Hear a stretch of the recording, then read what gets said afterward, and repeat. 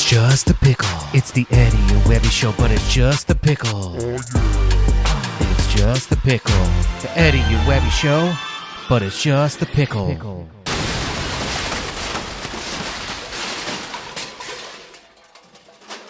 If you smell... Oh, hey, how's it going? This is Webby, not Eddie. And I'm Eddie, and this is our 102nd podcast. Oh, yeah, episode 102. It's so weird to say 100 and something when we're talking about our podcast numbers. I can't believe it. Yeah, it is crazy. And it's like too many syllables. 100 and... It's just, I don't know, it doesn't flow naturally, but it's cool, though. It's cool the fact that we actually reached this number. I agree. And back from your radio broadcasting days, is that how you're supposed to say the number 102, or do you say like 102? I mean, I don't know. When it comes to radio stations, yeah, you go like 106.7 or something like that. You don't say, I'm on the radio station 106.7. But in regards to video stuff, I feel like the number 100 just didn't come up much. Got it. Okay. Well, that makes sense. Well, thank you guys for tuning in. That was very educational, Webby. Guys, this is Just the Pickle, where we're bringing you just the pickleball content from previous episodes. We're stripping away the beer, we're stripping away the technology, and we're getting just to the pickleball portion of our former podcast. And Webby, are you ready to try and guess again tonight? I'm ready. Okay, here we go. This episode was from February 6th, 2020. Okay. What was going on in the world February 6th, 2020? Was it about to shut down, maybe? Yeah, I think that was right before the world changed as we knew it. It was also right before you came down for us to live stream and play in Simone's 2020 Florida Grand Slam from Bonita Springs, which was an awesome event. We got to, I mean, it was exhausting, but we got to live stream matches. We got to hang out with some of the people. We got to play ourselves. It was a good time. Yeah, it was awesome. Very exhausting. Didn't sleep much at all, but it was such a great trip. Definitely. During this episode, we tried a certain beer from a certain country for the first time. And this guest just happened to be from that certain country. We also tried a food from this guest's home country that is polarizing. You either love it or hate it. Do you know what the food is? And do you know who the guest was, Webby? I do. The food was Vegemite, and the guest had to be the one and only Morgan Evans. That's right. And Webby, I'm pretty sure that this guest makes it to the top of your man crush list, mostly because of his accent. Is that true? Very true. Yeah, I love his accent. I could listen to him talk all day. That may have come up during the podcast as well, and also when we were at Beer City Open when he made a brief appearance there. But yes, that is true. Well, before we bring you tonight's guest, I do want to be able to say that this episode is possible because of our friends over at Volair Pickleball. I got to tell you, Webby, I'm so happy to be partnered with Volair. Great company. They make great paddles. If you want to go out there and get some great paddles or great gear, you can do so by visiting Volair.com, and you can use coupon code PB for life. That's actually going to give you 10% off your order. Can you believe that, Webby? I can't believe it. It's awesome. It's almost too good to be true, but not only will it save you money, it's going to help us out by showing support, so we appreciate any support you give. That's right, we do. And we also appreciate you guys tuning in to Just the Pickle. As mentioned, tonight's guest, he's got a great accent. He's from Australia, and he taught us the proper way to eat Vegemite. That's right. We're bringing you Just the Pickle from episode 60, February 6th, 2020, again with Morgan Evans. Oh man, I am very excited to talk to today's guest. He is a very well-known and loved individual in the pickleball world. He is a very skilled pro-level player and instructor. He has a really nice Australian accent, and he has coached some of some extremely successful pickleball players such as Tyson McGuffin, and he can even help coach you with his new pickleball coaching program known as Coach Me. Ladies and gentlemen, please welcome back to the show, Mr. Morgan Evans. Hello, sir. How's it going? G'day, fellas. How are you? Good day. Thanks for joining us. This is awesome. Going to be a very fun night. Pleasure to be here. Very nice. We were fortunate enough to have you grace us with your presence during episode 43 of the podcast when we were broadcasting live on location at Perrin Brewing Company during the 2019 Beer City Open welcome party. But it was kind of a crazy night that night. We had a lot going on, just craziness all over the place. So I'm glad that you were gracious enough to join us again tonight in this more intimate setting. We can have a more intimate conversation. So thanks for being here. Yeah. Look, I mean, I heard about that night, and I was young and impressionable. I didn't really know what I was getting myself into. But obviously, since then, I have done my research and came up with an educated choice to be back on the show. So, look, it's an exciting time to be alive, really, isn't it? It is, and I appreciate the fact that you're here with us. So pretty much every time I interview a pro level player, one of the first questions I ask is how they first got into pickleball. But we like to mix things up here. We don't want to do the same old thing every single time. And we don't want things to get stale and predictable. But to be honest, I don't really feel like mixing things up. So can you please just tell us how you first got into pickleball? Yeah, sure. Why not? So I moved to America in the beginning of 2014. I was teaching tennis at a nice resort in Palm Desert. My brother's the director there, and he had played a little bit of pickleball. A bunch of the other pros around the desert had played a little bit, just a couple of games here and there, but enough to, show me the ropes. So I went out. Marcin Rospecki, the Polish monster, was one of the guys that started at the same time. So that was always fun. And then I guess that summer, 2014, I moved to Seattle to teach tennis. And I reached out to, actually it was Pickleball Central. I think I just Googled pickleball in Seattle, and Pickleball Central came up straight away. So I actually sent them a bunch of emails asking if they, knew where I could find some decent play. And they put me in touch with a guy named Don Pascal and Mark Friedenberg, Yoda, the guru. Oh, nice. And they were nice enough to at least let me come and watch. So I watched a couple of sessions with these guys, Chris Miller and Brian Ashworth. If you haven't had Brian Ashworth on the show, then I'm not sure you're going to make it. You got to get him on. Yeah, we haven't had him yet, but we definitely would. We'd definitely like to have him, especially now that we released competition to the whole sick tricks thing that's going on. We've got slick tricks here on our end. I think, unfortunately, I hate to say it, I think we're gonna make sick tricks obsolete. So I feel bad about that, but you never know. Wow, those are bold words. I look forward to seeing how slick your slick tricks are. Oh, they're pretty slick. They're pretty slick. Anyway, so I spent the summer in Seattle playing with those guys and getting beaten up a lot. Moved back to Palm Desert and just kept playing with Marcin, Scott Burr, Kim Jade, and a few other misfits, and rest is history, so to speak. All right. Very nice. Very nice. You talked about Mark Friedenberg. I actually got to meet him recently for the first time at last year's Great Lakes Regionals tournament. That was very cool. I was a total fanboy, and I had him autograph his book that he was selling. So, yeah, that was a pretty cool experience. And I heard through the grapevine that he's a huge fan of yours as well. Oh, nice. Yeah, I heard that like we were his inspiration for most of his success. Yeah. He said in one of his books, I think he said you guys were in his top 10 pickleball podcasts, and I think that's just really sweet. Nice, very nice. So I have to apologize, Morgan, but I'm feeling kind of tense tonight. I really need something to help loosen me up. So I think before we continue the interview, I think now would be a great time to crack open some adult beverages, if you don't mind. Hey, I was clearly slightly ahead of you there, so I'm sorry I jumped the gun. But oh, that's all good. That's all good. 5:40 my time, so I was due. Oh, very much so, very much so. So what are you drinking there tonight? So this is an Elysian Space Dust. And oh, nice. So we're all clear. They are not paying me for this shout out, but I'm just a huge fan. And I actually live about 150 yards from a CVS pharmacy. And oddly enough, you can buy that there. I think that's really strange that you can get Space Dust from a pharmacy. But anyway, I love it. Nice. Yeah, we actually drank that during the show quite a while ago, and I enjoy it. That's a very tasty beverage. Oh, it's a tasty And, beverage, isn't it? It's lovely.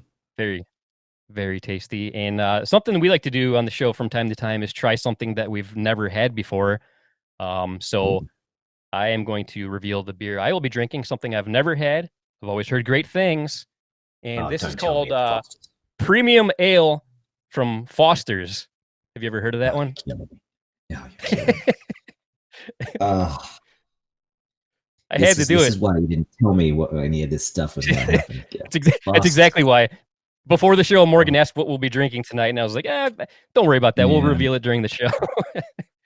But what's Oh crazy, my like, God.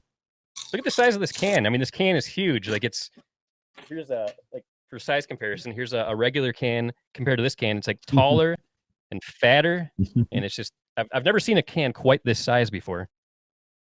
Yeah, they But don't mess what about around. you, Eddie? What do you got, Eddie? Well, so since you went with the Foster's Ale, I had to go with the Foster's Oh my God. Lager. And I can honestly say I have never had Foster's before, but I've heard a rumor that Americans think this is what Australians drink, but it's not true. Can you confirm or deny that for us, Morgan? I can confirm that. Yeah. It's not our finest offering, and I apologize if any of the good people in the Foster's Brewing Company are listening. I would still love a Foster's sponsorship, and I will tell everybody how amazing your beer is. But in all honesty, Australian for cat piss. I mean, cold cat piss, Now- but still. Yeah. Cold Now, do you have a fermented. preference over the ale or the lager? I went through a real phase of pale ales. Australia does make some good pale ales. Cooper's is a lovely, lovely crisp pale ale. But then, when I got here, I started to get into some of the craft beers and then IPAs, and now I'm a kind of, I think Tyson McGuffin. I blame Tyson for getting me into hazy IPAs. The Space Dust isn't hazy, but it's still lovely. So Yes. that's kind of where I'm at the love moment. the But hazies. I'm not an exclusive beer drinker. If I had my choice, then probably Chimay Blue, Belgian premium kind of ale. It's excuse me, would be all day, every day. I mean, not all day, obviously. I'm not one of those kind of drinkers, but mid-afternoon, we'll call it.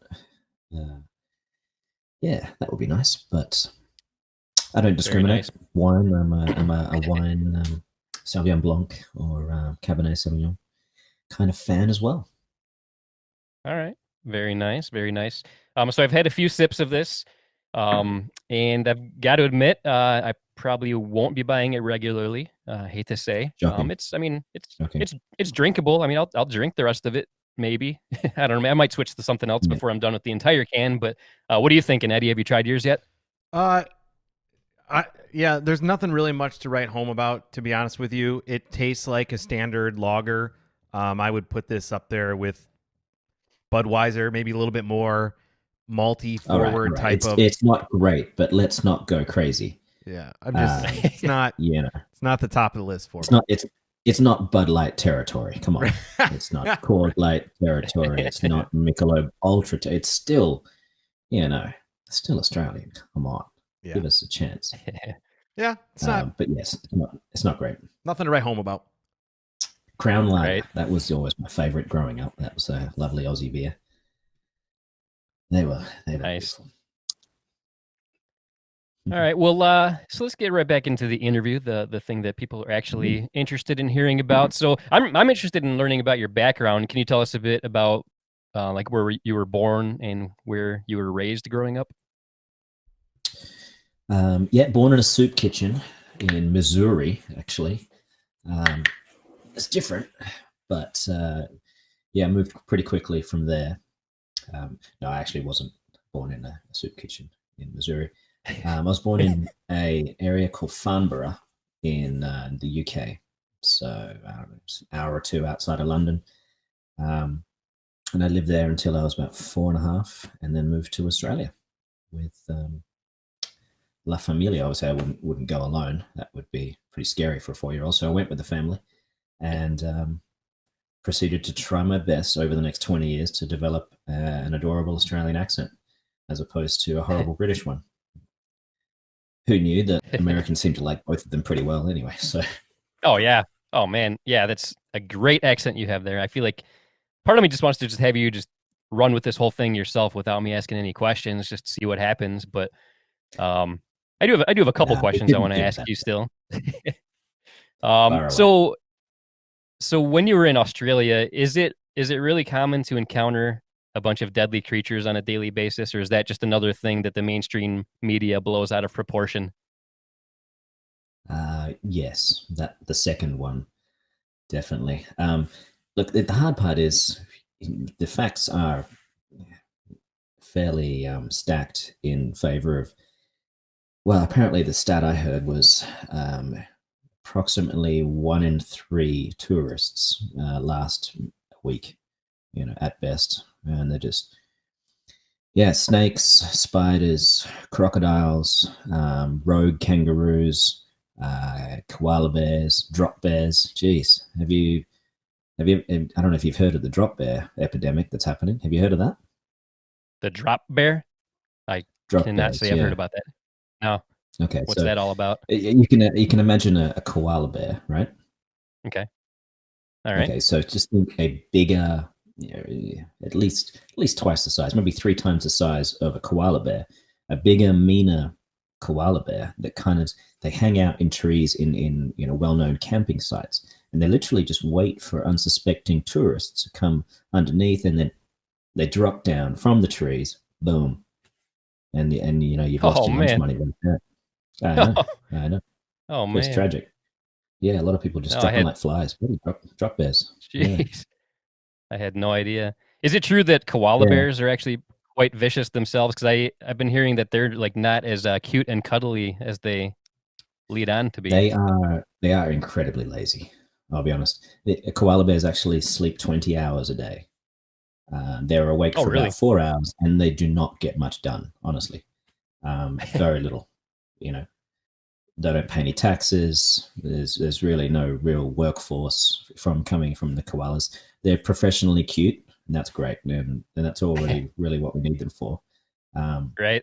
They eat a lot of gum leaves, eucalyptus leaves.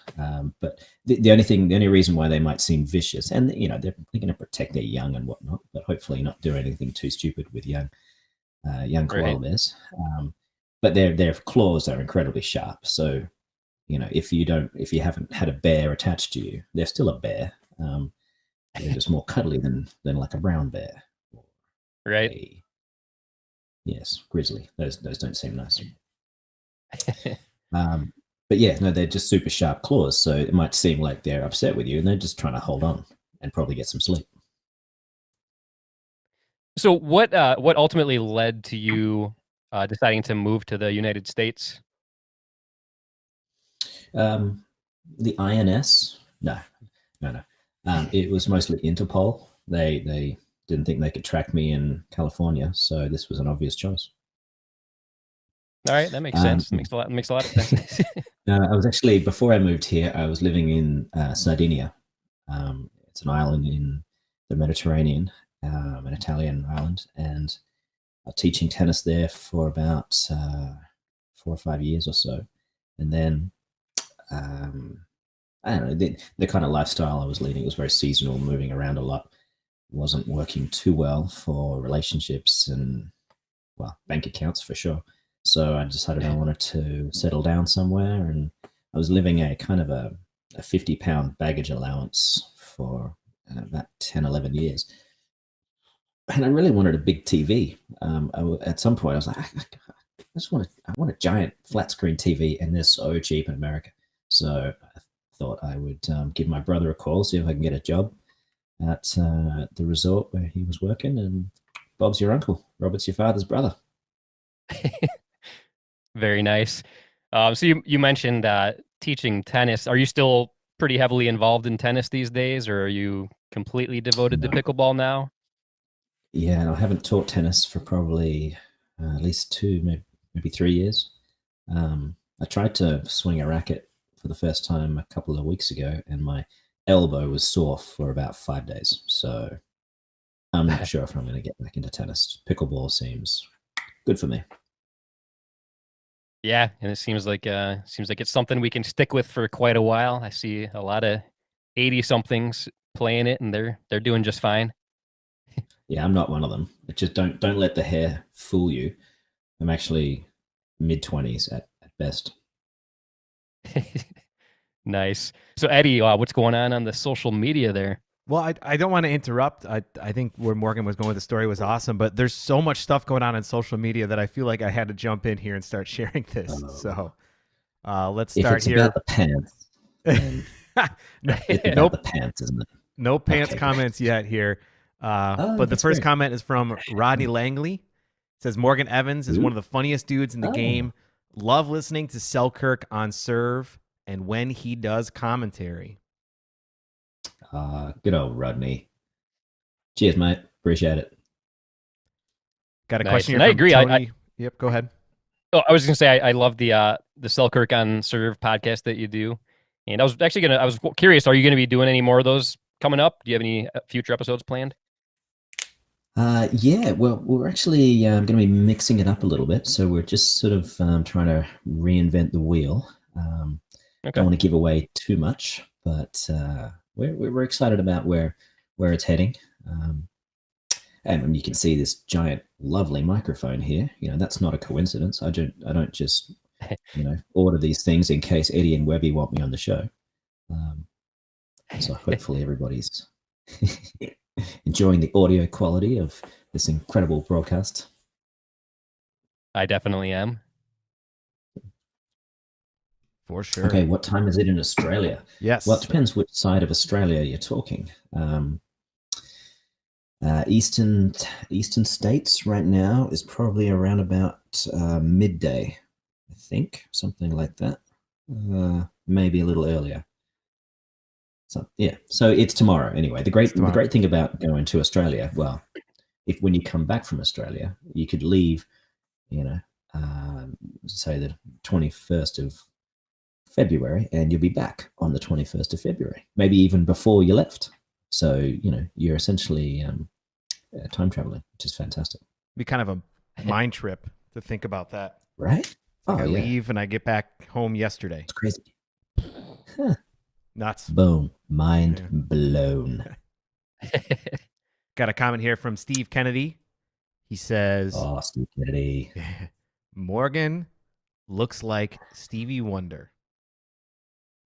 Ha! I don't know if Steve's actually seen a photo of Stevie Wonder.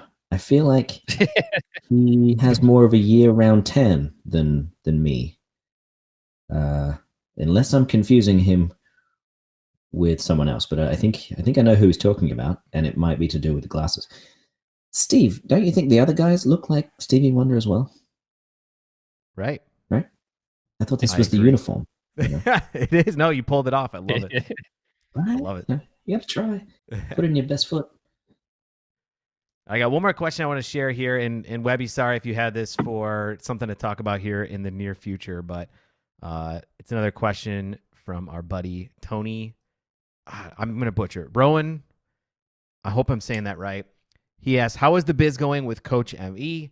These videos are pretty slick. Well done on them. Thank you, Tony. It's going great so far. We were really blown away by the reception and the signups in the first month and a half or so. So we've got approximately 14.7 million signups, which is understandably a little more than I thought. So yeah, I'm looking to retire. I've picked out a yacht, and I'm literally just going to sail around the world for the next 10 years. It's brilliant. Thank you, Tony. Nice. No, we obviously haven't quite reached that number yet, but we didn't have any expectations going into it, and we certainly met those expectations. So it's a win. Right now, I'm hard at work writing new material, new lesson plans, scripts, while Steve Taylor, my partner in crime for this, is editing previously shot footage and getting ready to release. So all our subscribers have more things to work on. Very nice. Yeah, that's awesome. I love the idea. And the Shameless name is brilliant. plug. Oh, there we go. There we go. There it Um, is. So do you call it Coach Me or do you call it Coach ME? No, Coach Me. You know, it's a double entendre. That's what I I figured. think it's a double Eddie entendre. said Yeah. said Coach ME, so I just wanted to see if he just Yeah. butchered it. That was So my sorry mistake. for putting you on. Sorry for putting you on blast, young. Eddie. He's young and impressionable. Don't worry about it.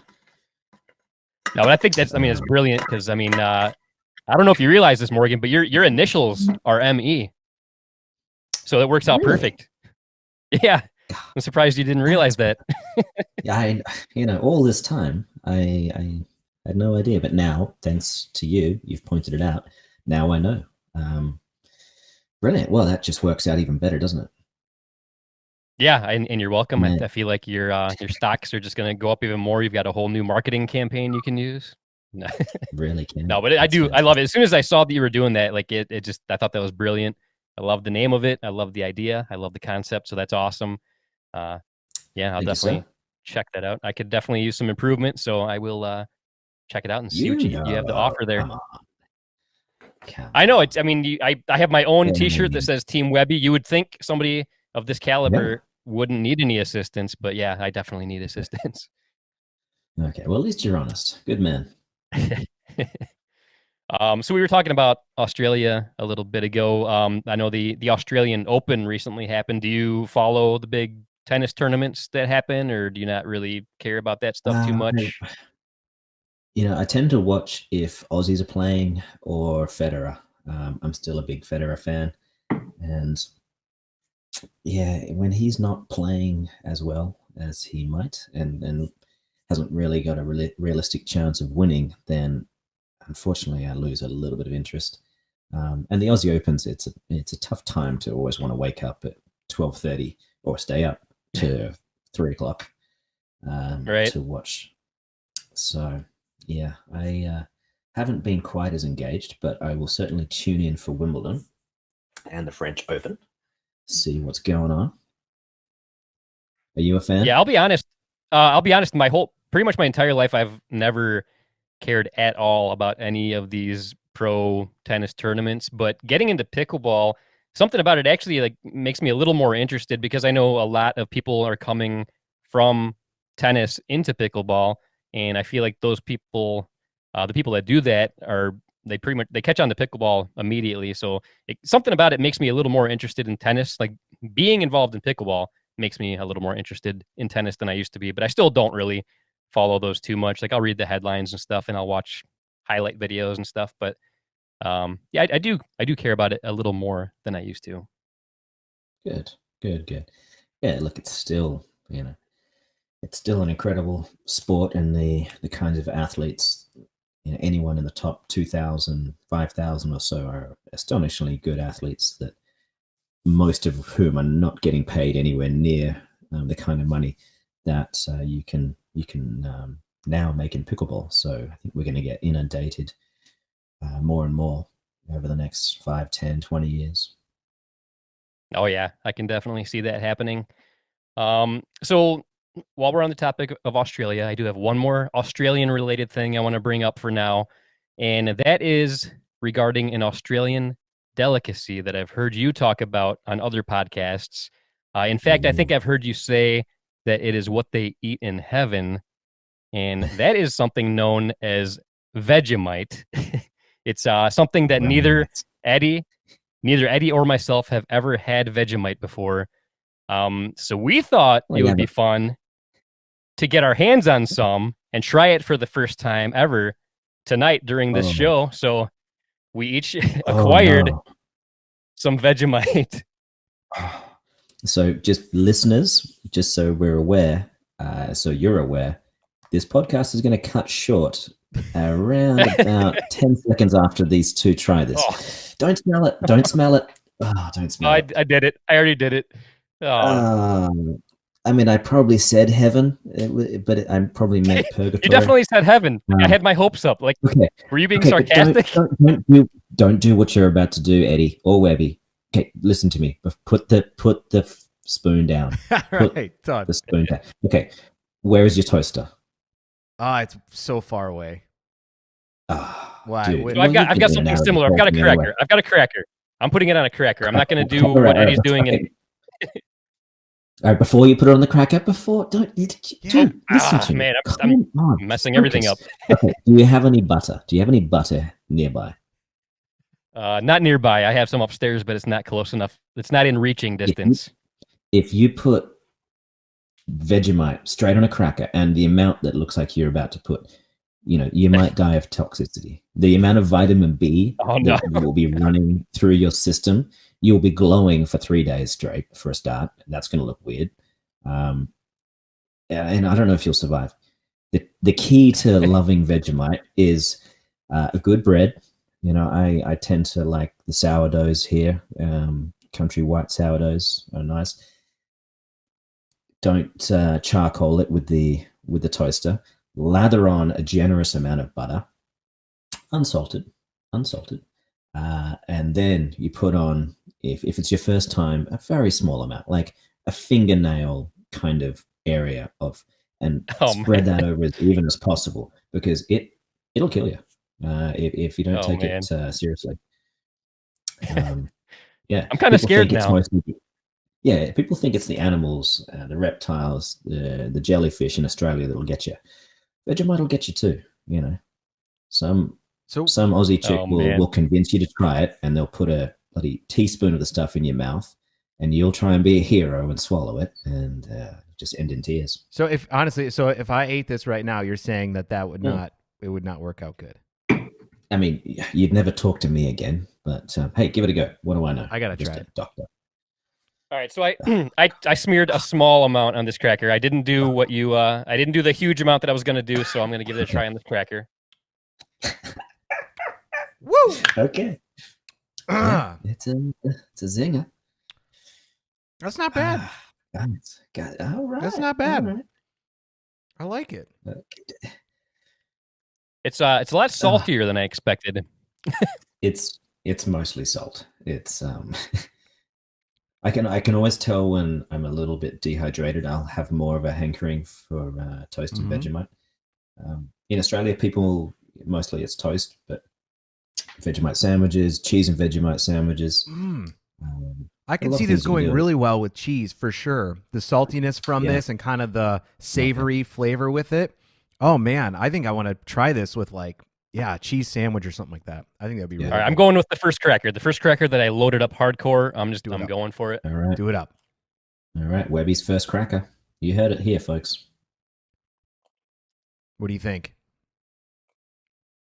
Because it hits your taste buds pretty quick. I definitely, I definitely don't enjoy it as much as Eddie does. That's for sure. Between the Fosters and the Vegemite, this hasn't been a culinary delight for you two. No, this has not been one of the best nights as far as things on my taste buds tonight. Well, I could have sent you my sausage roll recipe, and you could have made Australian sausage rolls, and I could have advised you on a decent Australian beer. There's a lot of great beers in Australia, but Foster's isn't one of them. Yeah, so the first cracker, the one where I had a very little bit on, was way better than that one I just ate with a lot of it on there. And I have a feel that's probably my last Vegemite experience. It was a good experiment, but and to help recover, I'm gonna pour my backup beer right now and try to recover. And kind of this is from Shorts Brewery. This is called Mule Beer. Yum! Oh, I had that. And I've actually had this before. I enjoy it a lot. It's if you like Moscow Mules, this is a great beer for you. It tastes very similar to a Moscow Mule. Yeah. So it's got some ginger beer in it, or a ginger flavor. A mule is definitely ginger flavor. It's definitely gingery. I don't know for sure if it actually has ginger beer in it, but it's very gingery and a little hint of lime. And I enjoy it very much. And it's definitely helping get rid of the Vegemite flavor in my mouth right now. Okay. Well, I'm glad you didn't use the Fosters to get rid of the Vegemite, or the Vegemite to get rid of the Fosters. There we go. I just pounded the whole can because I needed something to save me from that. Yeah. So hopefully Anna Waters isn't taking notes right now. That was a very interesting experience. I could see like in small doses, I could see people possibly liking Vegemite. But that second If you cracker I do did it with the the big amount, not recommended. if you do it the way I told you, like nice toasted bread, plenty of butter, and a thin layer of Vegemite. Oh, it's just bloody brilliant. I had some All this right, morning. Mm. I could see that. So yeah, I feel like my vocal cords, my mouth, it's still recovering. So I feel like it's a good time to take a break from me asking questions. I think now is a Mm. perfect time to get to a segment that we call pros asking pros questions. And it's a Oh, segment that we recently started doing. It's we've only done it a couple times, but it has already become a very popular segment. And we got some great submissions okay. for today. And are you ready for this, Morgan? I am clearly not ready, but I will make something up and hopefully skate by here. So, sure enough, fire away. All right. So this first one comes from somebody who made a huge impact in the pickleball world in 2019 and was also your partner for part of the year. And that person is the one and only Jesse Irvin. Oh my God. Hey Morgan, Jesse Irvin here.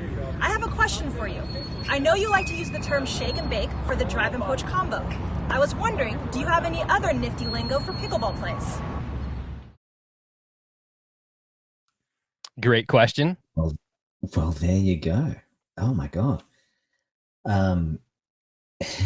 Yes, yes. Thank you, Jesse. That was well rehearsed. She did well with that, didn't she? She nailed it. Yeah, she did very well. Very well. God, that's better than most of my Coach Me Pickleball videos. I got to get her on that. Okay. Yes, I have.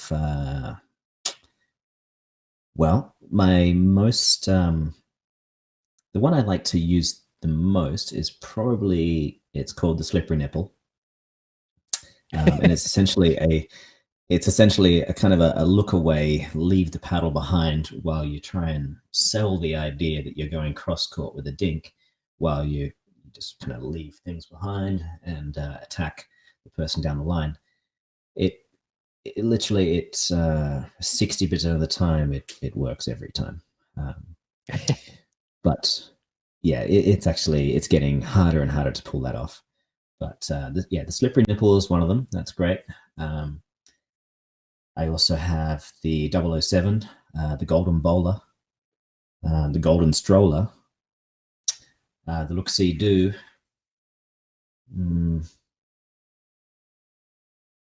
Oh, the reverse plumber's crack. That's a good one. So what? So she mentioned the electric boogaloo. Oh, nice. So she mentioned the shake and bake. Do you mind elaborating on what exactly the shake and bake is?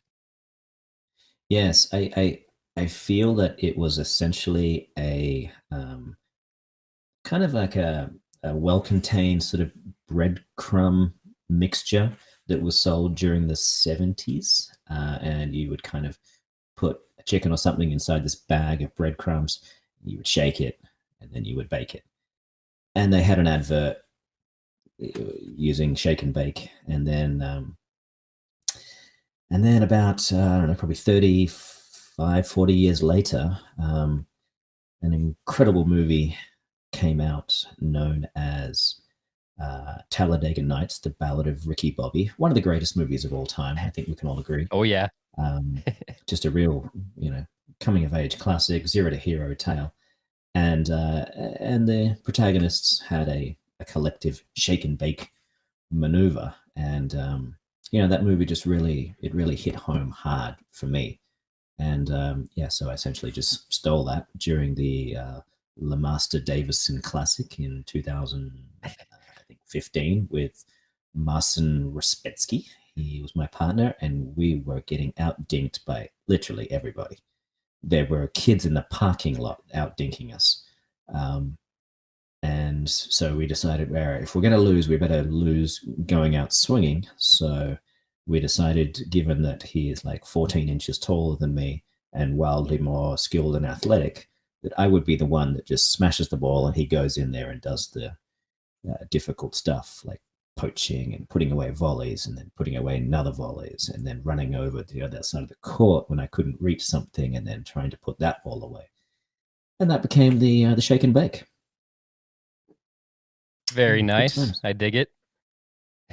Mm. So before we go to the next one, I actually need to brag about how awesome my wife is, because she was listening to the show and she brought me a piece of toast with butter so I can experience oh my Vegemite God. the way it was intended. However, I don't know, does that mean that she really loves me, or does that mean that she's angry with me because that means I need to try Vegemite again? Well, good question. I would say, just to be sure, marry her again. That would be nice. That'd be a nice thing to do.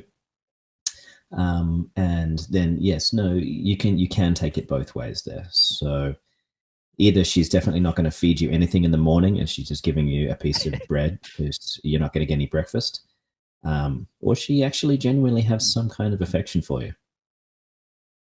All right.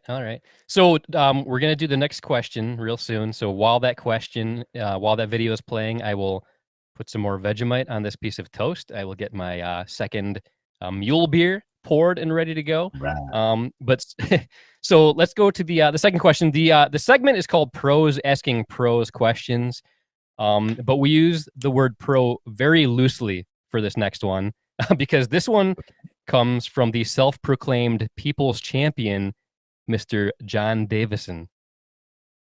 Hey Morgan, it's John Davison here. You might be wondering why I'm asking a question since it's pro players only, but I've won $80 playing professional pickleball, so I'm qualified. I have two questions for you. One, I want to know how you're feeling. I know you just went through a recent breakup with Tyson. He left you for another man, and I just want to know how you're getting by, how you're feeling. I'm here for you. Two, I know it's soon, but I think we should go on our first date and play in a tournament together. I mean, solely based on the fact that my legs are more jacked than Tyson's and I'm overall better looking. I think we can really make him jealous. We might not win any games and it might be a pretty short affair, but the photographers will be there. They'll be taking pictures. We will look damn good on Instagram and Facebook. He's going to come running back to you. I think we can do this. Let me know. I just want you to know that I'm okay with being a rebound. I'm not looking for any sort of commitment. I just want to have fun with you. I think we can do this. Let me know. People's champ, out. Oh, that's brilliant. People's champ. Yes. God, that guy. You gotta love him. I mean, Oh, you really do. Yeah, I love John Davison. But yeah, so what is your response to that? I think the world is dying to know. Yes, dying. Yeah, I think, obviously I need you all to alert the media pretty quickly as soon as I finish this press conference.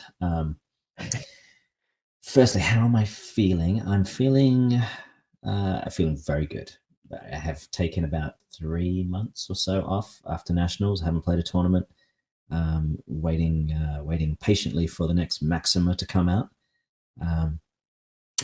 But yeah, the Tyson and I, we had about 1.5 years together or so. But we had talked about this year, the 2020 season, by the middle of last year. So this wasn't news to me. He had played with Riley Newman in a thing in Bonita Springs, the Global Pickleball, and he talked to me about how it felt, how much he enjoyed it, and the reasons. And I talked to him a little bit about what kind of partner would work well for him, and I think it has to be someone that physically wants to go all day and has the kind of patience that Tyson certainly has in doubles. So I think it's a great fit with him and Riley, and they've already proven that they can do very well. They had a good win in Hawaii over a very, very good team. Obviously, Kyle and Ben are juggernauts in the game.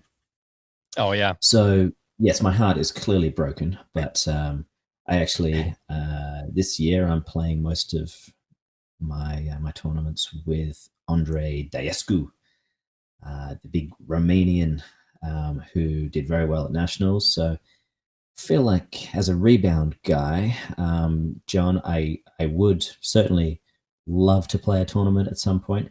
You're not going to be my main rebound guy. I'm the kind of guy that needs, probably half a dozen rebound guys to really get over the heartbreak of losing someone with the kind of mustache that Tyson can just randomly turn up with. God, it's just a sexy, sexy mustache. Right. But yeah, so John, thank you for the message. Appreciate that. You're a kind and generous soul to think of me in this time of year, time of need, and I'll just shoot you an email at some point. How about that? All right. So it's not a yes, but you're saying there's a chance. Oh, it's a definite maybe for sure. Nice. It may be like a local non-sanctioned round robin tournament, something like that, maybe. Yeah, but like my local, not I think he's in Florida somewhere. Okay. So All right. yeah, like a Palm Desert kind of local. All right. Gotcha. So yeah, so his whole thing was heavily revolving around Tyson McGuffin. So I say, why not get to the man himself and see what Tyson Oh, has to say? Boys, what's going on? And Morg, what's up, my dude? First and foremost, I think Morgan's great for the sport, both on and off the court. As a player and as a coach, he's been a good influence on me. We've been able to win some Grand Slam titles together, so kind of cool. We actually met playing against each other back in 2016, and then that led to him being in my corner for the last couple of years, and then I got the privilege of playing with him last year, and we were able to make some magic. Knowing the Aussie, knowing the Australian accent, that smooth, sweet accent allows him to say some explicit R-rated stuff. I've taught a lot of camps with him. He's able to say a lot of R-rated stuff, with campers and with fans that there's no way in hell I could ever say. So I think that's pretty funny. I also think he may have been in some adult films growing up. I'll have to check my sources though. I think one of the first stories that comes to mind is when we were playing a tournament in Concord. This was like 2 years ago, and a fan basically asked him if he could sign her paddle, right? And Morgan basically said, I only signed T and A. Obviously, he was joking. If you guys don't know Morgan, he's full of shit anyhow. But second story is, he's always kind of been the hype man, always really pumping me up and getting me going. Calling me the champ, calling me the people's champ. Kind of all the above, really getting me going. And I remember I was playing Kyle Yates in the finals of the U.S. Open a couple years ago, and I was down in game 3. I called the timeout, go to the sideline, and he basically tells me that I'm much more of a man than he is, and I'm going to die on this court but before I lose to this dude. And I'm a warrior out there, and I'm tougher. And, so just a little added testosterone boost to kind of get me going and really push me through those tough times. Anyhow, I'm all done here. 60% of the time, every time. So a lot to digest there. There was not really a question, but just a lot of great tidbits of information. So how was your response to what Tyson had to say there? It brings back some memories. Jeez, I'm glad I've got the glasses on because the tears they're just flowing. Oh God, I remember some of those things. Jeez, he's a good man. He's a good man. He's a good horse. He'll go all day. I'm obviously a big Tyson McGuffin fan. I've been using his paddle for the last 8 months or something. Yeah, geez, I can't believe we've been together that long. And I probably shouldn't use the word "be together," but it's not like that. We've shared a few hotel rooms, but it's all been above the waist. Don't worry. I don't want Megan. I don't want Megan, his new wife, to worry. Yeah, there was definite bromance along the way, though, for sure. Those were good times. Look, I love coaching Tyson. I learned so much from him. A lot of people assume a coach is always doing the teaching, but that's certainly not the case. With him, it gave me a great reason to expand my sort of horizons as a coach and a player. When you see the guy next to you prepared to do some of the things he's prepared to do out on the court, it really inspires you. So, and I go back to that mustache. You can't go wrong with that. Right? It's For almost sure. it's almost like a budding, slightly more tan Tom Selleck, perhaps. Maybe like a young Burt Reynolds that wrestled and then got into pickleball. Yeah, I think there might be an acting career in there. You never know. I could see that. I could definitely see that. Yeah, right. Yeah. Oh my god, for sure. Get him a El Camino or whatever it is. Right? Hmm. So what's going on your end, Eddie? So much stuff coming in on social media that I just feel like I had to share. First of all, we have a question here from Steve Taylor, and Steve wants to know, is Morgan wearing pants? Everybody wants to know this. Steve asked it. There it is. Come on, Steve. Steve, firstly, the important thing is Coach Me Pickleball. Tastes great just coming out of this. And yes, listen, back when I'm wearing jeans, look at those lovely jeans. It's nice, yeah. nice, normal jeans.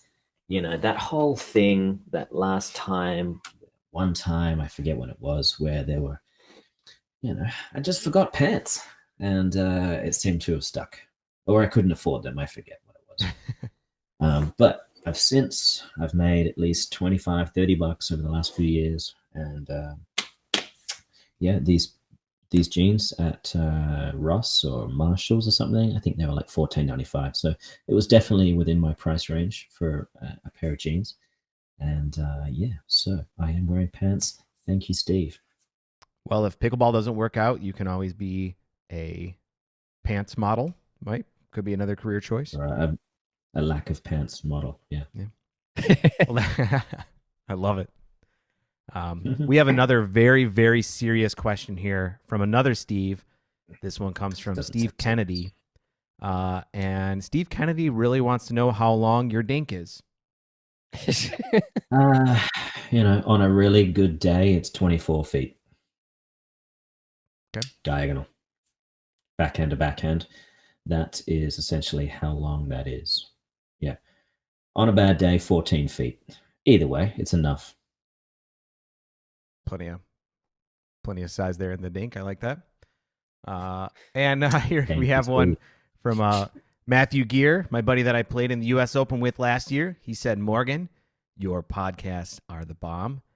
# Selkirk. The question is that a bit of a slap in the face for Eddie and Webby? Has he ever said that your podcast is the bomb? Well, I don't know. And that's the thing. What do you think, Matthew? Because he's kind of like, yeah, you're right. He's coming on to ours. He's saying how great yours is. But I just thought it was implied ours was great, to be honest with you. Oh, I mean, it should be. Yeah, it should be in the title. Yeah. Eddie and Webby. Yeah, I figured it just goes without saying that ours is great. So, right. I mean, he knows he needs to like let you know that yours is great because you need to hear that from time to time. Look, without it, and I literally walk around to random strangers asking them if they like me, my pickleball, my coaching, or my podcast, or anything. And I don't stop until I get a yes. That's important. Yeah, There's it like really 3 is. Starbucks. I can't go in anymore. All right, so we do have one more video to play for the pros asking pros questions. And this one doesn't necessarily come from a pro pickleball player, but she is a true professional when it comes to live streaming, commentating, and hosting her own live pickleball shows. So this one comes from our good friend, who you might know from Live with Lauren and the No Smoke Pickleball Show. Here's Lauren McLaughlin. Hey guys, hey Eddie and Webby, hey Morgan, what's up? It's Lauren McLaughlin, aka the more distinguished half of the No Smoke Pickleball show. So Morgan, I know you've already been on our show and answered every question that you could ever answer about yourself, but I wanted to try and think of something fun, so went on the internet, the web, if you will, and was looking at some cool would you rather questions, and I think I found a good one for you, which is, would you rather suddenly be elected a senator or suddenly become a CEO of a major company but you don't have any more knowledge about how to do either of those jobs than you do right now? So please answer the question and explain yourself. Have a great show, guys. Bye. Wow. God, that took a turn, didn't it? Jeez. Yeah, it did. Wow. Okay. Suddenly a senator or suddenly a CEO of a major corporation. I'm going to go with the CEO.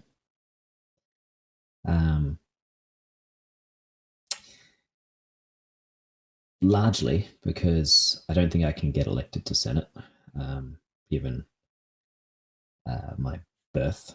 Maybe that's not a rule. I know it's the rule for the president, but maybe that's not.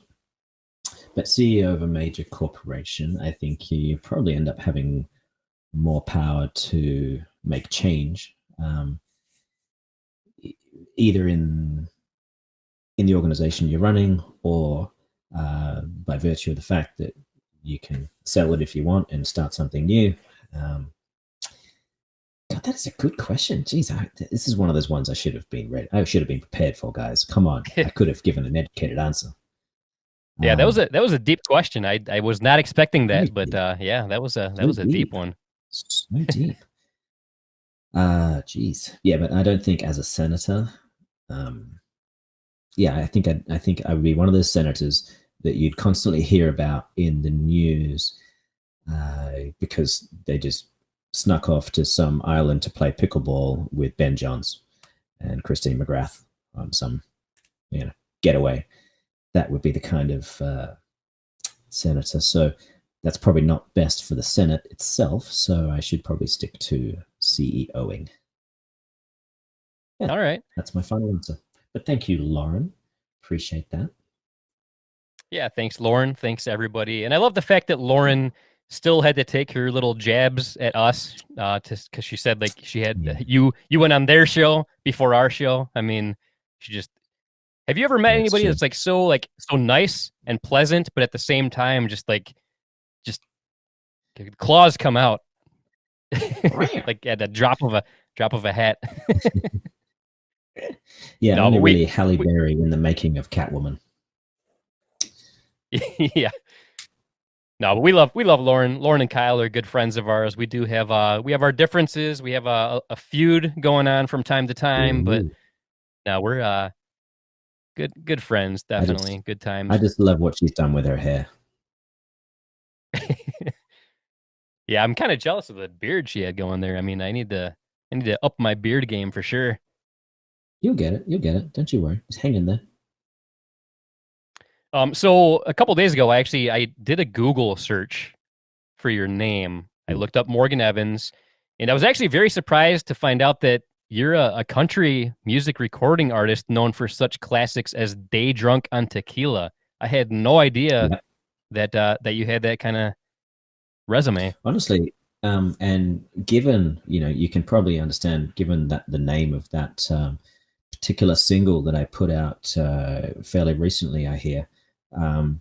It's not something I remembered recording, given the context, the subject matter. So I found out that I was a country music star in mid 2019, where I heard myself on the radio. I think I'd got a new card that told me what I was listening to. Prior to that, I had a tape deck, and I thought the tape deck was cool. But turns out Sirius XM is really good. So I now know what I'm listening to. And I caught myself listening to a song that I had recorded unknowingly So I just think it was probably a very, very strong tequila. And yeah, I just was put in a booth and tried to become a country music star. And all these checks just arrive in the mail. It's crazy, really. So, Very nice. you know, once in a while, I'll end up at the Red Barn. It's a really just a terrible dive bar. I mean, it's a lovely dive bar, but it's a terrible dive bar. About 10 minutes from my place. Yeah, and they give me the subject matter of that song, and suddenly there you go. Just get my boot scoot on and doing country music starring stuff. So check me out on YouTube and like, subscribe. I don't know, that'd be really funny if that guy actually reaches out to me. Right. But yeah, so if you love country music and you love Morgan Evans, you're in luck because you've got a whole catalog of music out there that you might not have even known about. Big catalog apparently. Yep, I've really been working hard, and I think I got married to some blonde chick in the last few years. So yeah, I honestly I gotta stop looking at my name on Google because the guy is way too good looking, and geez, it's killing me. Yeah, I've Googled myself, and apparently I am a cage fighter in Texas. I am a very successful MMA fighter in Texas. Really? Congratulations. Yeah. Jeez, that's a tough Yeah, thank you. living, really. Yeah, I can imagine it's very tough. I don't actually look like a cage fighter per se, but I guess you could go in the bantamweight, see what happens. Yeah, you never know. You never know. You never know, right? Yeah. But oh man, Morgan, this has been a great night, super fun. I know we don't want to keep you too much longer, but I do just have a couple quick questions I want to ask you before we part ways. One of them being, other than being on the Eddie and Webby podcast, what would you say is your or one of your all-time favorite pickleball memories? Well, aside from this one, geez. I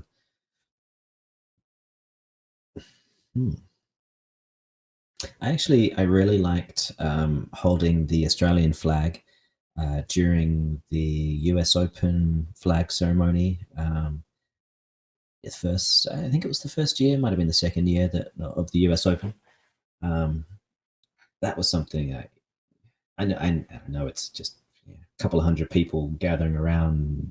I don't know, maybe 500 people, but there was at least 15, 20 countries represented, and there weren't too many Australians around. So myself and Chad Edwards, I think, and maybe the kids got involved. Had the Australian flags and did a couple of laps, and there might have been a beer or two happening. Who knows? Pretty sure I was wearing flip flops.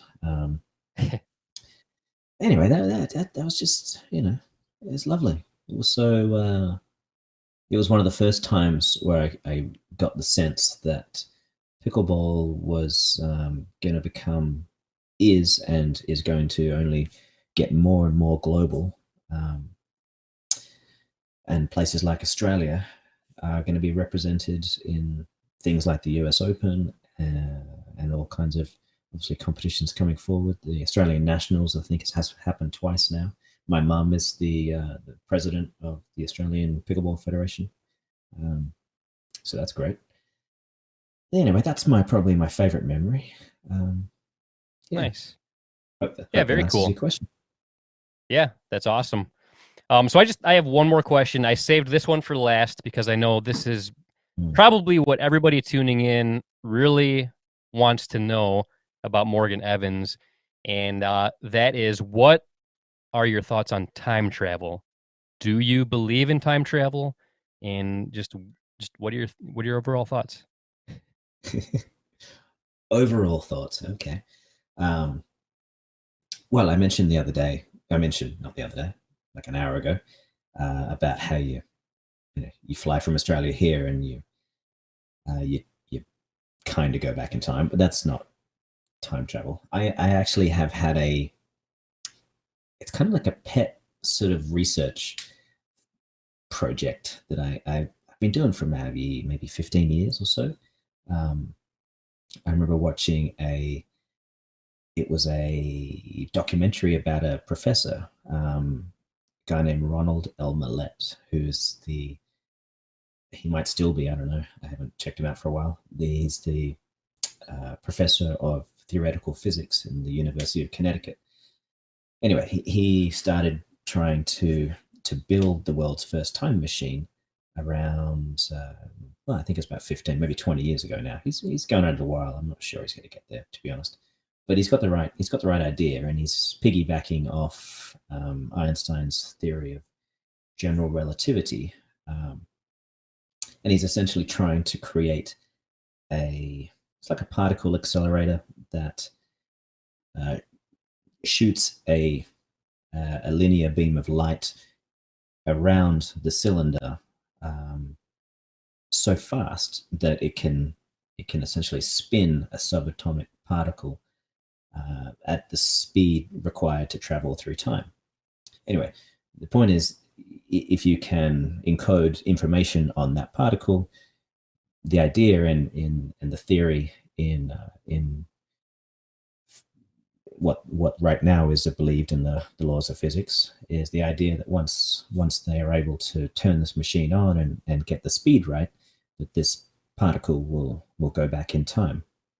The only problems come is what's called the grandfather paradox, whereby if this experiment works and they're able to send a particle back in time, what's going to stop them from eventually sending a person back in time? And the grandfather paradox is this thing where essentially there's no way Eddie or Webby could go back and kill their grandfather, because you wouldn't be alive to do what you just did. So now the problem is people trying to figure out how that it can be circumvented. So there's certain people that think it's a parallel universe situation, and every decision you make, splits the universe in every possible permutation, and what you do in this timeline doesn't affect that time. You've got to watch that documentary Back to the Future 2, a lot, really, to really get a feel for this. But anyway, it's just like a pet thing. I was a tennis coach, and therefore I had a lot of time on my hands, and now I'm a pickleball player and a pickleball coach, and with often equal amount of time on my hands, and you got to do something. And this is a subject that I kind of like. This and futurism, awesome. And what's going to happen? How are we gonna save the world? And time travel, right, I think, is going to be part of it in the next 20 or 30 years. At least in my lifetime. Nice. Yeah, time travel is one of those things that it fascinates me, but it hurts my brain to think about too much. And growing up, Back to the Future was my source of truth for time travel. But recently, last year, Avengers Endgame came out, and that kind of rocked my world, because they had a whole different reasoning, thing, or there's a whole different thing for how time travel worked, because it just kind of like what you said, an alternate dimension, kind of once you go back in time, it's a separate reality as opposed to our current reality. I mean, how do we know what to believe? Do we believe Back to the Future, or do we believe Avengers Endgame? There's literally probably 4 people on the planet that have a rough idea how it could work, but the important thing is to recognize it's all relative. It all relates to speed.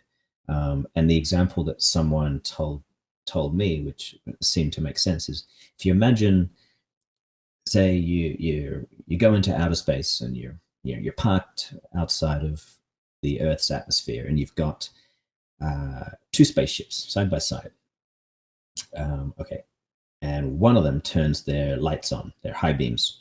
Okay, the light that comes out of those high beams, the speed of light is approximately 180,000 miles per second. So it's pretty quick.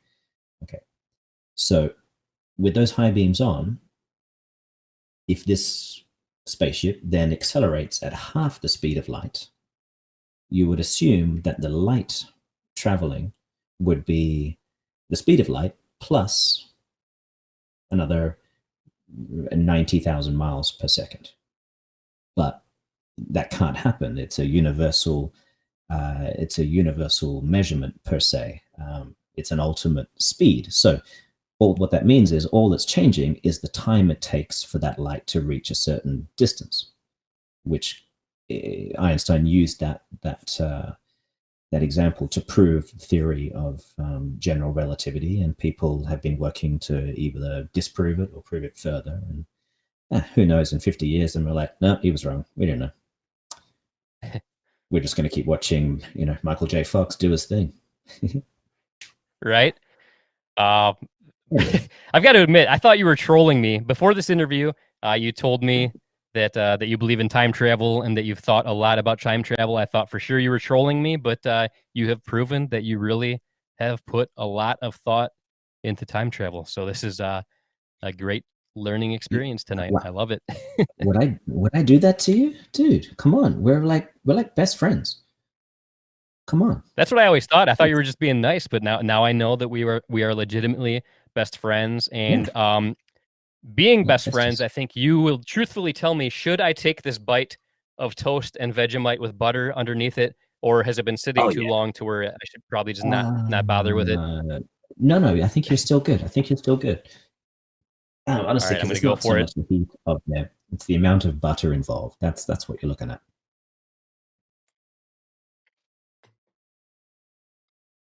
So while I chew this and digest, Eddie, do you have anything else to add before we say farewell to our buddy Morgan here? Well, the last time I was playing a video, I went and I found the only bread type substance we had in the house, which is an English muffin. And I got that toasted and a little bit of butter in there as well. Right. So I think I will be trying Vegemite the real way as well as you, Webby. So I'll admit that was not bad. I'll admit that was not bad. I would consider eating toast with butter and a very light layer of Vegemite, any more than what I had now, and I would probably not be feeling so well. But what I just had just now, it's not bad. I don't mind. Every once in a while, I get in the mood for some salty snacks. Like I'll have, like I say, like once a year, I'll get in the mood to get anchovies on my pizza. So maybe once a year, I will get in the mood to have some toast and butter and Vegemite. Good man. All right, maybe. Oh my God, we could totally do this. We'll do a once a year toast Vegemite Eddie Webby podcast, and we'll make it a tradition. On this day, this is going to be our anniversary. What's today? All right. Let's mark this date. Yeah, February something. February 6th.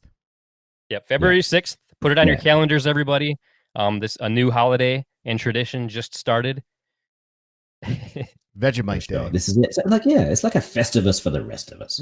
That's right. Now, my question is, does Foster's need to be involved? Is that going to be a requirement? So. Okay, good.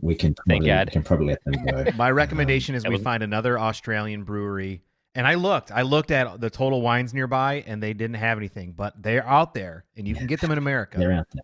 So yeah, you might be able to find Cooper's, and I think you guys would like Cooper's. I think they have a lager, and I think they have a pale ale. It's a nice clean beer. But other than that, you'd have to import. That might get a little expensive, but now I don't want to totally crap on Foster's. I don't want to totally crap on Foster's. If you like Budweiser or Bud Light, Foster's is a totally legit option out there. But for people like us with a good palate, it's maybe not our cup of tea or cup of beer. Yeah. I'm glad you went there. I don't need to now. But, oh man, seriously, Morgan, we cannot thank you enough. This has been such a fun night. I wish we could talk for 3 more hours, but unfortunately, I think it's about that time where we say farewell. But we do want to give you the chance to say anything you want. If there's anything you haven't said tonight that you want to get off your chest, now is your time to do so.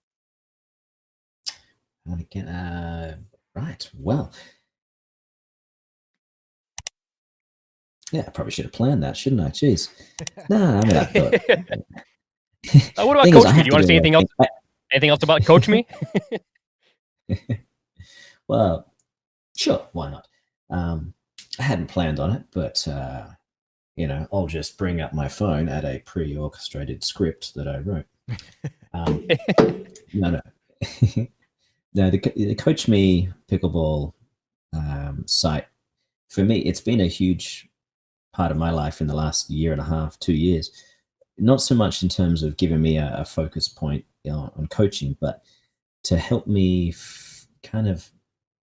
it helps me think. It helps me when I know I have to write scripts to perform on camera. It takes me so much time. Honestly, I can write a 3-minute script, but it might take me 2 months to do it because I look at it and I read it and I again and again and again, and I can't stop trying to perfect it. And there is no perfection, but it's been so much fun to spend so many hours trying to figure out, what kind of thing I can say to the public, and how I need to qualify it, and what's right, what's wrong, what's a gray area, how I can explain things, I think. So it's been, I hope people like it. I love it. Once in a while, I'll watch a video that I know I'm going to have to kind of almost rehearse and say to a client coming up on the court. But now I can often just give them a card and try and get them to sign up. So I'm able to coach more people, through the power of the old electronic intraweb. So it's been so much fun working with Steve and getting this off the ground, and we're really happy we've got so many subscribers. Hopefully they're all happy, and I think we'll be putting out another video next week. It's exciting times. I'm gonna make a video on paddle taps. How much fun is that gonna be? Literally, like the unwritten laws of paddle tapping. I'm excited about that one. Awesome. Very nice. You may not have really thought about what your paddle taps are really doing to your partner. Interesting. Definitely needed to check that out. One thing that I learned about you tonight that I never really realized before is that you literally wear your heart on your sleeve. Because isn't that a heart on your shirt, like on your sleeve right there? Wrong side. I got the wrong side. It's kind of, I don't know. It's actually, well, it's not exactly where. Sleeve-ish. Sleeve-ish. Yes, it's close to. I guess I wear my heart close to my sleeve. Yeah. There we go. Nice. I just noticed that after this whole evening. I didn't even notice the heart until just now. Yeah. Yeah, it's actually a really nice. This is a Trina Turk shirt. I'm a big fan of Trina Turk. It's a place on El Paseo. They are not paying me to say that, but it's a really good shop. You can get some great stuff there. And so I'm an emotional guy. I'm a sensitive guy. You got to wear your heart close to your sleeve. Yes. Yeah, wearing it close to your sleeve is way more meaningful than on your sleeve. Like, I feel like way too many people wear it on their sleeve. Close to your sleeve. It looks that way. Is where it's at. They took the cliche pretty seriously. Yeah, literally. Yeah. Oh man. But yeah, seriously, this has been so much fun. Super fun. I can't wait till February 6th of 2021 where we do this all over again. Excellent. We could make it like isn't Groundhog Day February 2nd? Something like that. We could make it an I do believe so. Morgan Groundhog situation where we try and predict the future of pickleball. Oh, I like See if we come true. Right? Oh yes, that is happening. That will happen. So if we don't see you before then, we will definitely see you a year from today. All right, I'm marking the date and putting it on my Google Calendar thing. Awesome. All right, cool. Well, yeah, thank you very much. Have a great night. No worries. You too, mate. Take it easy. Thanks, All right, see ya. Good day, mates. That was a great episode. Let's put some more shrimp on the Barbie, why don't we? Was that your Morgan Evans impression right there? Yeah, I feel like it started with the Morgan Evans impression, and then it just kind of fell off the tracks. It slowly faded. I love it. What a great episode, though. What a great guy. I love what he's done for pickleball. He's a joy to be around. He's a lot of fun. He's incredibly talented. I think he's driven the sport forward, both from coaching and playing. and he's just a good dude. Yeah, and he's been around for a long time too. When we first got into it, like he was one of the first people that I really recognized as far as like doing commentary, being a pro player and instructor, and he also had a podcast. And I just always loved his voice. I always loved what he did for the sport, and it was really cool having him on the show. I agree. And, he also did commentary for Tuesday Night Pickleball at the Orchard at where? Jigsaw Health. That's right. And guess what, Webby? I love What? Jigsaw Health products. I like to stay hydrated using Pickleball Cocktail. The blue raspberry flavor is my favorite. I actually include them in my daily regimen as well by taking their new Collagen Boost product, which is great, Mag SRT, Adrenal Cocktail, and Cod Liver Oil. Jigsaw Health, it's fun to feel good. These products make me feel good. What do you take from them that makes you feel good? So I drink a pickleball cocktail pretty much every single morning, regardless of if I'm playing pickleball or not. I love to start my day nice and hydrated. When I am playing pickleball, I really like the Fruit Punch Electrolyte Supreme. I drink a bottle when I first start playing, and then I drink another bottle when I'm done because I sweat so much. I got to restore all those electrolytes. But yeah, I love it. That's great. Well, guess what? You'll love it too. You can visit jigsawhealth.com. You can use coupon code PB4Life10. That's going to give you $10 off your order. It's also going to help us to continue to bring you this great content. So definitely check it out. Jigsawhealth.com, coupon code PB4Life10. And Webby, that is another amazing episode of the Eddie and Webby podcast, bringing stuff back as Just the Pickle. If you want to see Just the Pickle from previous episodes as well, drop it down in the comments below, and we'll be happy to bring it back. Yeah, we have a lot of classic episodes. It's been really fun revisiting them and helping a new generation of pickleballers see what happened in the past before the big boom. And it's been a lot of fun. That's right. If you also want to check out our other podcast where we're starting to experiment with some new formats and whatnot, it's called Dinking Around with Eddie and Webby. Definitely check it out there. Lots of great content coming out on the YouTube channel. And on that note, I'm Eddie. And until next time, this is Webby, not Eddie, signing off. See ya.